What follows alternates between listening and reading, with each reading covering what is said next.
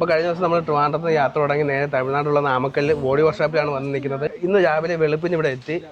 വെളുപ്പിനെത്തി നമ്മൾ അത്യാവശ്യം റൂം എടുത്ത് ഫ്രഷ് ആയിട്ട് നമ്മൾ ഇവിടെ എത്തിയപ്പോഴത്തേക്കും വർക്ക്ഷോപ്പും തുറന്ന് എല്ലാവരും അറ്റൻഡ് ചെയ്തു. അപ്പോൾ നമ്മൾ പറയേണ്ട കാര്യങ്ങളൊക്കെ പറഞ്ഞു. നമുക്ക് എങ്ങനെയാണ് ബോഡി കെട്ടേണ്ടത്, ഏത് രീതിയിൽ വേണം, എന്തൊക്കെ വേണം എന്നുള്ള എല്ലാ കാര്യങ്ങളും പറഞ്ഞ് നമ്മൾ വണ്ടി ഇവിടെ വർക്ക്ഷോപ്പിൽ ഏൽപ്പിച്ചിട്ടുണ്ട്. അപ്പോൾ നമുക്ക് സാബറളിൻ്റെ അടുത്തോട് ചോദിക്കാം. സാബറളിയ, അളിയൻ്റെ വണ്ടിയിൽ എന്തൊക്കെ പണിയാണ് ചെയ്യാൻ ഉദ്ദേശിക്കുന്നത്? നമ്മളിപ്പം സാധാരണ നോർമലി ലൈൻ ഓടാൻ പറ്റുന്ന രീതിയിൽ ബോഡി കെട്ടാൻ പറഞ്ഞിട്ടുണ്ട്.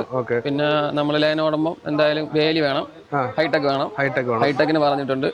പിന്നെ ഈ ഹൈടെക്കിന്റെ ഉപയോഗങ്ങളും എന്തൊക്കെയാണ്? ഹൈടെക് ഉപയോഗം എന്താണ്? ഹൈടെക് ഉപയോഗിച്ചാൽ നമ്മൾ സവാള കയറുമ്പോല്ലേ, ഇത് എത്ര കെട്ടിയാലും ഇരിക്കൂല. കാരണം എന്തായാലും കേബിൾ ലെവലിൽ സാധനം പൊങ്ങും.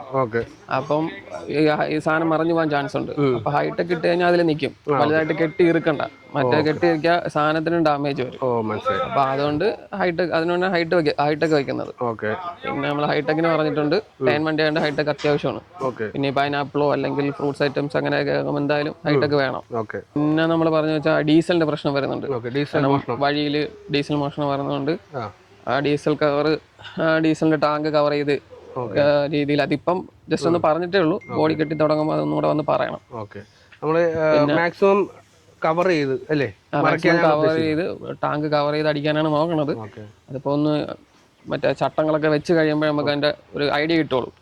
ഇപ്പോഴേ പറഞ്ഞിട്ട് കാര്യമില്ല. ഇപ്പൊ ഇവിടെ ഒരുപാട് വണ്ടി തടിയിലും പ്ലാറ്റ്ഫോം അടിക്കുന്നുണ്ട്, ഇരുമ്പിലും അടിക്കുന്നുണ്ട്. നമ്മൾ തടിയിൽ അടിക്കുന്നതെന്ന് വെച്ചാൽ നമുക്ക് ഫ്രൂട്ട്സ് ഐറ്റംസ് ഒക്കെ കയറുന്ന സമയത്ത് തടി ചോദിക്കുന്നുണ്ട് ആൾക്കാർ. പിന്നെ ഈ വെയിറ്റ് ഉള്ള ചില ടൈൽസും ഇതൊക്കെ കയറ്റുന്ന സമയത്ത് ഈ ഫോർക്ക് ലിഫ്റ്റ് വണ്ടിക്ക് ഉള്ളിൽ കയറും. ഈ ഇരുമ്പടിച്ചു കഴിഞ്ഞാൽ വെച്ചാൽ വള്ളം പോലെ ആവും.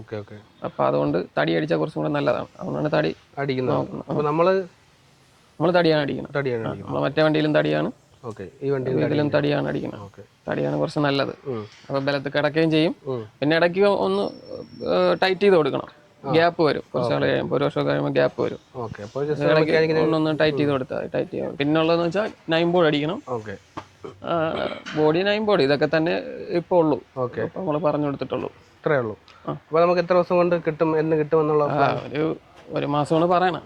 ഒരു മാസം എടുക്കും എന്തായാലും. കാരണം ഇഷ്ടംപോലെ വണ്ടി കിടക്കണം. കഴിഞ്ഞതിന് വരുമ്പോൾ ഇത്ര വണ്ടികളൊന്നുമില്ല. അപ്പൊ ഇത് നമുക്ക് പിന്നെ ബോഡി മാത്രമേ ഉള്ളൂ. ക്യാബിൻ ഇല്ലാത്തതുകൊണ്ട് കുറച്ചും കൂടെ നേരത്തെ തരാമെന്ന് പറഞ്ഞിട്ടുണ്ട്.